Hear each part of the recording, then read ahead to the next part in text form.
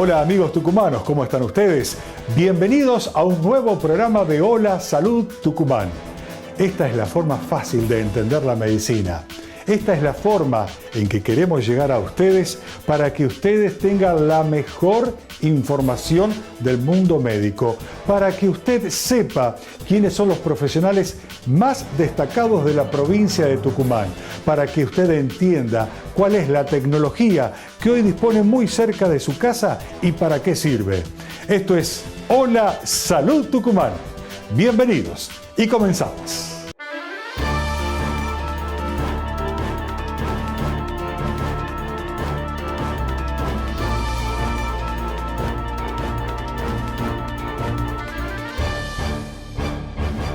En este bloque vamos a hablar sobre oftalmología, especialidad de la medicina que está relacionada a las enfermedades que se producen en los ojos, en la visión de las personas. Muchas veces le habrá pasado a usted que ha ido a alguna institución oftalmológica o un consultorio oftalmológico y se encuentra con un montón de aparatología, de aparatos muy raros, donde se pregunta para qué servirán cada uno de estos. Y hemos decidido en este programa, junto al doctor Ignacio Leszczynski, darles a conocer a ustedes para qué sirven cada uno de los aparatos que uno comúnmente encuentra en un consultorio oftalmológico. Hoy vamos a hablar de lo que es el OCT, que es un tomógrafo. El doctor Ignacio Leszczynski y hoy se refiere a esto, nos explica qué es esta tecnología y para qué casos se aplica.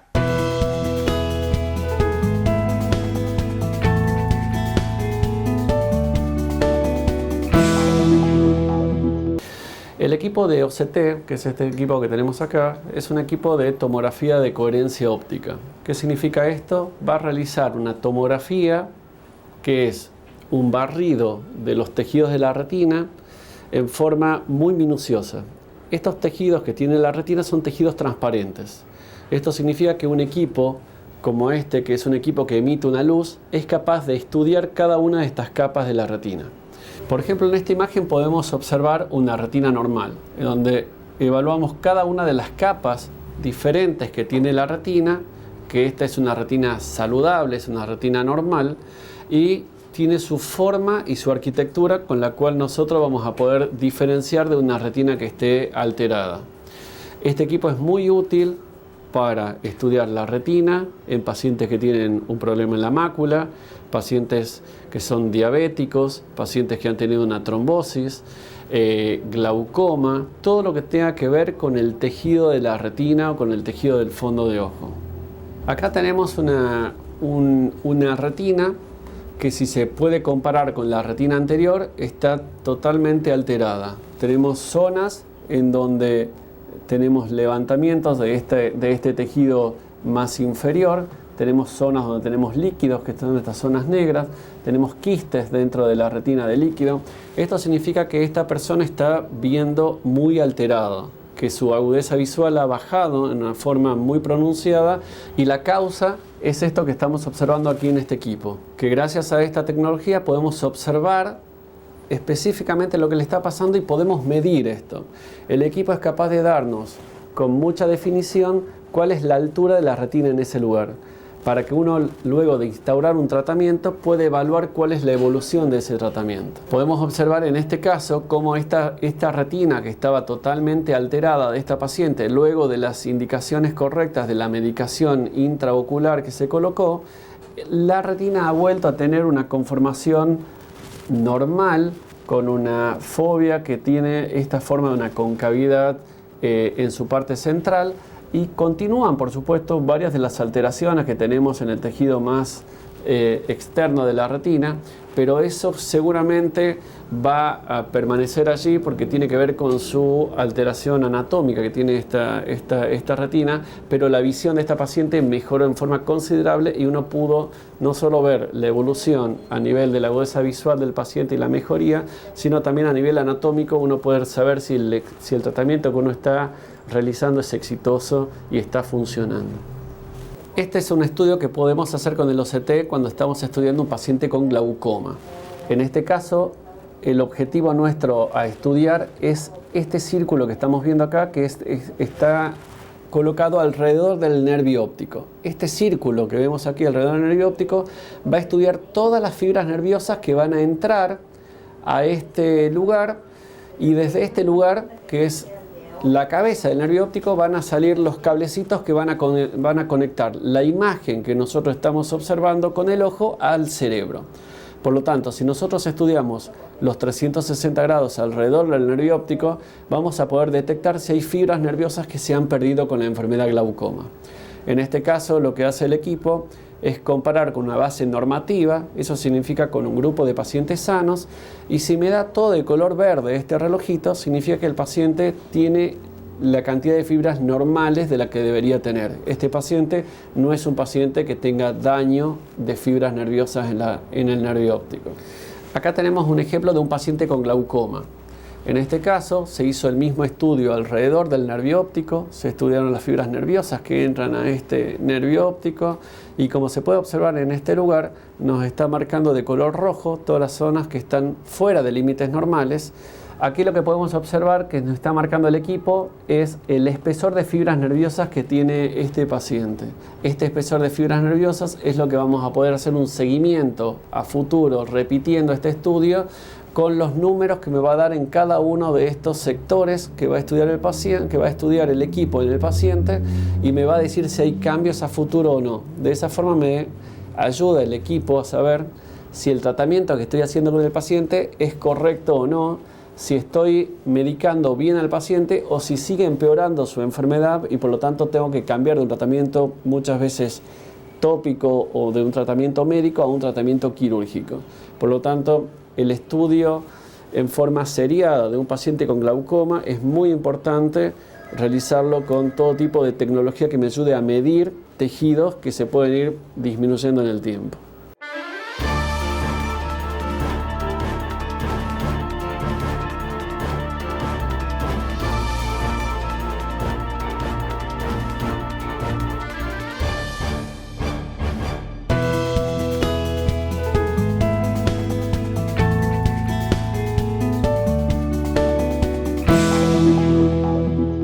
En este bloque vamos a hablar sobre úlceras. Úlceras en las piernas. Son esas lesiones que se producen en la piel, que son profundas, especialmente en la zona que tiene que ver entre la rodilla y el tobillo de las personas, especialmente en la zona baja, que es normalmente donde se producen. También este tema está muy relacionado a las personas diabéticas. Los diabéticos con mucha frecuencia hacen úlceras en las piernas. Y el problema que tiene esta enfermedad, este problema o esta patología, es que cuesta mucho curarlo. Pasa mucho tiempo donde las personas intentan con distintos tratamientos y no es posible curarlos. Hoy el doctor Santiago Muñoz nos explica por qué es que se forman las úlceras, quiénes son las personas que pueden padecerlo y cómo tratarlo.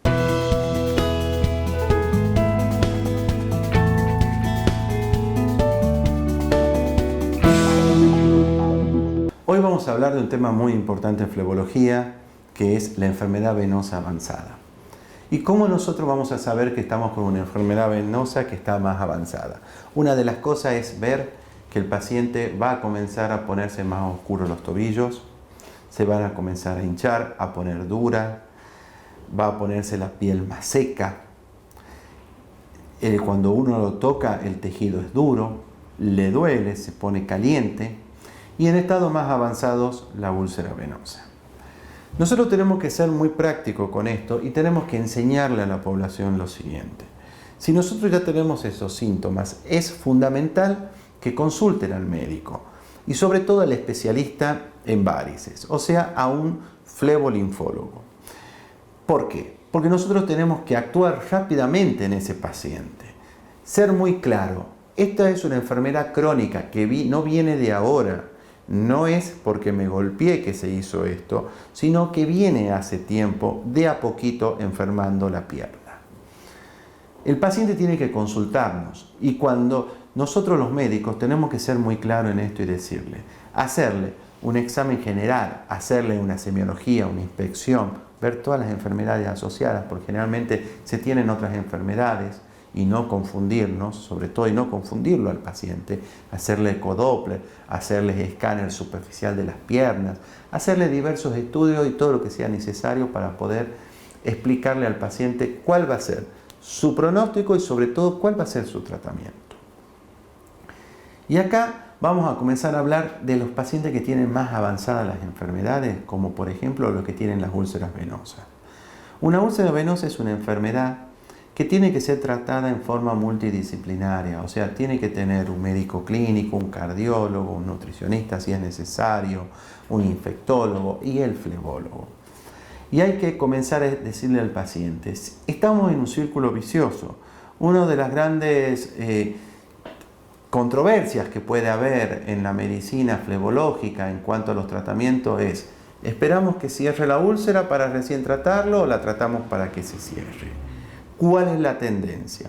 Cuando nosotros hablamos de tratamientos convencionales sobre esos pacientes, tenemos que serle claro que es muchas veces mejor que la úlcera cierre. Y en eso nos referimos a cirugías convencionales.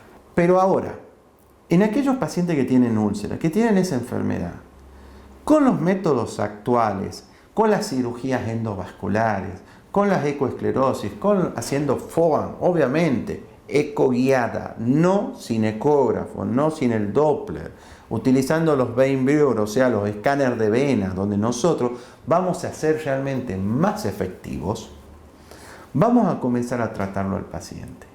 Y de esa manera, no significa que después de una cirugía endovascular o después de una eco guiada con FOAM o con esclero o guiada por escáner, por un vein viewer, el paciente se va a curar. Tenemos que serles claros. En este caso vamos a darle una alternativa, vamos a ayudar a esa pierna que en forma multidisciplinaria y con el resto de los médicos que lo vamos a tratar, le vamos a dar una mayor chance al paciente. Y en esto tenemos que ser claros a aquellos pacientes que tienen la enfermedad avanzada. Hay métodos hoy en día para poder mejorar esas piernas. Existen los métodos, no se necesita que la úlcera esté cerrada para tratarlo. Hoy en día nos vamos por dentro de la pierna, nos vamos por debajo de las úlceras y estamos dándole una mejor calidad de vida a los pacientes en la gran mayoría de los casos. Siempre sabiendo, y esto es algo que le digo siempre a mis pacientes muy claramente, que si un paciente viene a tratarse conmigo, tiene que querer curarse.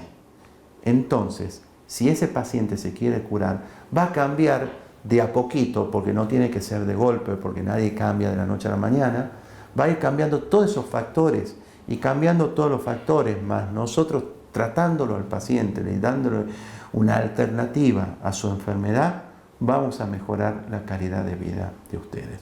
Por eso es que insto a todos a que consulten a sus flebólogos y sobre todo que pregunten y no se desanimen sobre los nuevos métodos y las nuevas terapéuticas que existen para tratar a los pacientes con enfermedad venosa avanzada.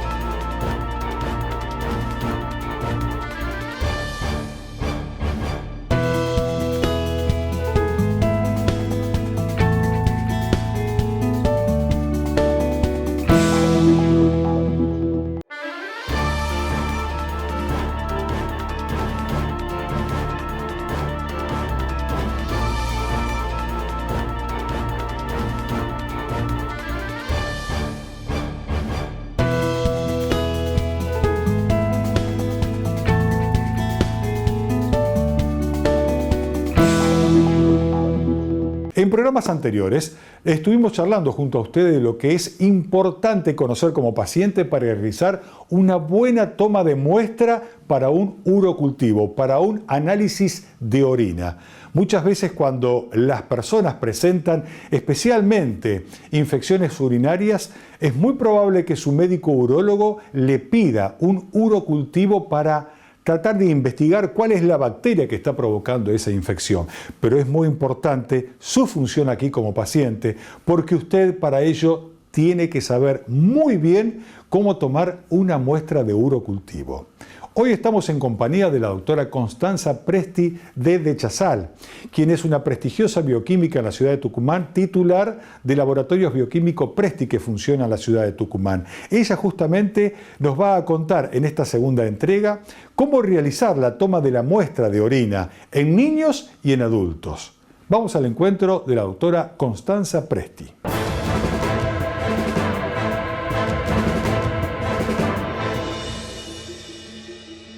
Los niños o los adultos mayores que no controlen esfínteres, la muestra debe ser colectada preferentemente al acecho.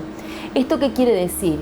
Que la mamá, el papá, la enfermera o quien vaya a colectar la muestra tiene que estar esperando que el paciente orine. Es decir, tiene que higienizar al paciente y observar cuando larga el primer chorro de orina para embocar el frasco y poder colectar la orina. Necesitamos que por lo menos nos llegue al laboratorio 10 mililitros de esa orina. Algo importantísimo a aclarar es que en los niños no podemos aceptar bajo ningún punto de vista la bolsa colectora. Esa bolsa colectora sirve muchísimo para infección urinaria, para orina completa y en los bebés, que la toma de muestras realmente es muy engorrosa. Pero la bolsa colectora se contamina y se contamina mucho. Por lo tanto, no manden bolsas colectoras porque vamos a pedir una nueva muestra siempre. En el caso de los pacientes sondados, lo ideal es colocar una sonda nueva, recién abierta, se higieniza al paciente. Por supuesto que lo va a hacer un personal experimentado. Se higieniza al paciente, coloca la sonda y del extremo distal va a recoger la muestra en un frasco. Si es imposible cambiar la sonda, bueno, se va a hacer una sonda que ya está colocada hace varios días, se la va a clampear cerca del meato urinario un par de horas, se desinfecta con iodopovidona y se va a punzar con una aguja mosquito. Como les digo, preferentemente sonda estéril, porque la colonización de las sondas es muy frecuente, entonces es muy difícil distinguir entre una infección urinaria y una colonización de sonda. Y para casos extremos, un procedimiento que lo va a realizar el médico es la punción suprapúbica. Entonces, una vez que el paciente ha colectado la muestra, la va a mantener en la heladera hasta que la tengamos en el laboratorio. Una vez que la orina llega al laboratorio y lo que el paciente necesita de forma urgente y se lo puede llevar en un par de horas es el sedimento urinario. Porque el sedimento urinario me puede ir dando una idea si el paciente está o no con infección urinaria y el médico podrá comenzar con una terapia empírica. Es decir, que el médico va a dar al paciente un antibiótico que considere para ese caso y luego, una vez que tenga el antibiograma, va a desescalar o va a rotar el antibiótico.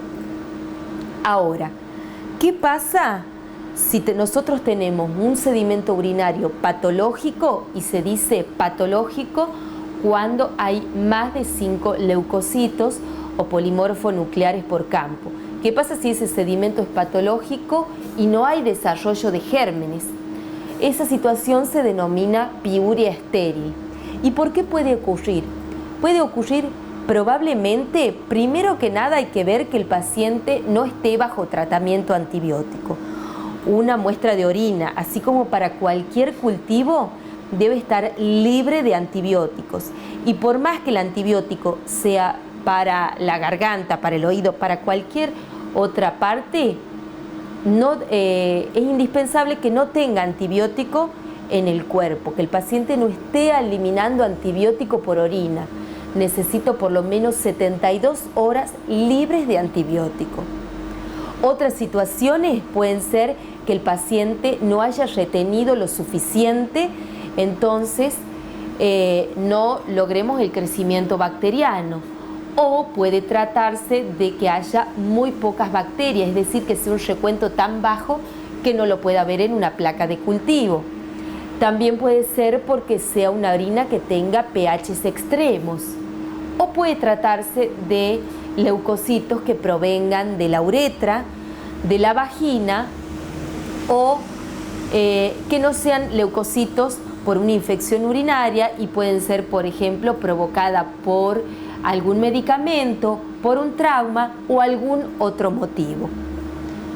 También podría tratarse de bacterias que requieran medios de crecimiento especiales. Eso nosotros acá siempre lo tenemos en cuenta y no siempre sembramos en medios convencionales, sino se siembran en medios de cultivo enriquecidos, tratando de ver si no hubiera algún germen que no crezca en los medios comunes.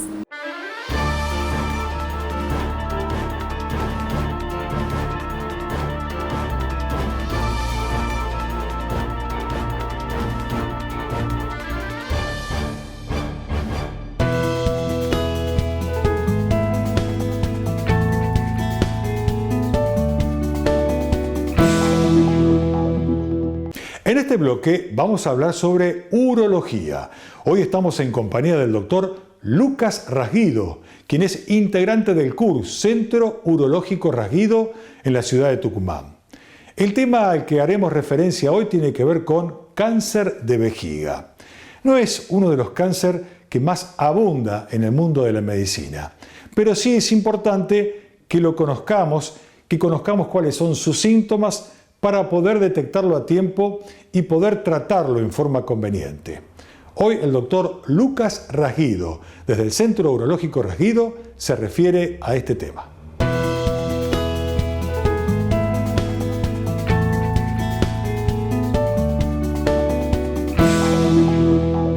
La vejiga es un órgano que se encuentra en la parte baja del abdomen.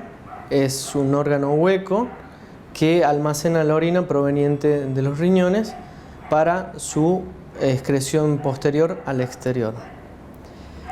A nivel de este órgano se pueden producir lesiones de tipo cancerígenas, sobre todo en la mucosa que lo recubre en su interior.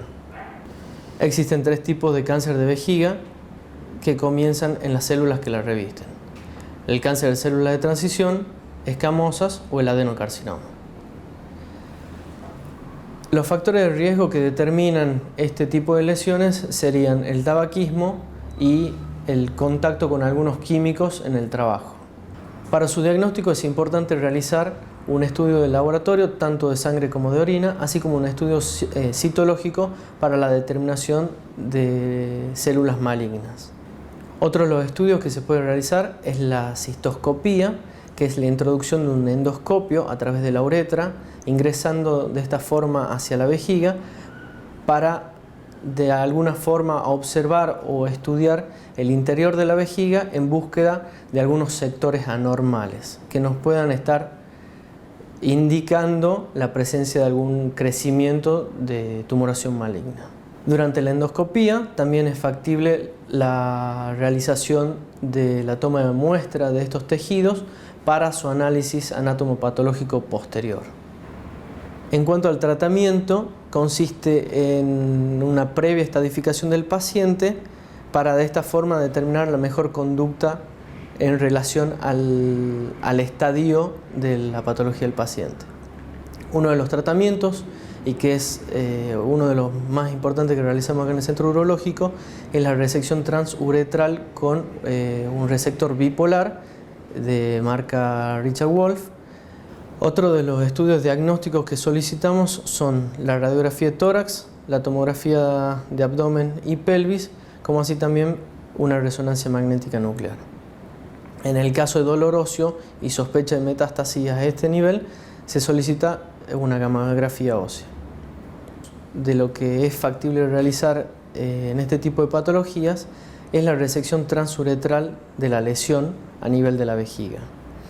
Esta resección se realiza con un recetoscopio, que en el centro urológico contamos con el recetoscopio bipolar Richard Wolf, y de esta forma resecamos la lesión por completo, como así también investigamos si hay infiltración o no a nivel de la capa muscular de la vejiga, que esto ya modificaría la conducta a seguir en cuanto al tratamiento oncológico. El cáncer de vejiga se puede diseminar de 3 maneras. Una, a los tejidos circundantes, o sea, próximos a la lesión, a través del sistema linfático o a través de la sangre, que ya determinaría la presencia de lesiones secundarias o metástasis. El pronóstico dependerá del tipo de cáncer y del estadio en el que se encuentra el momento del diagnóstico.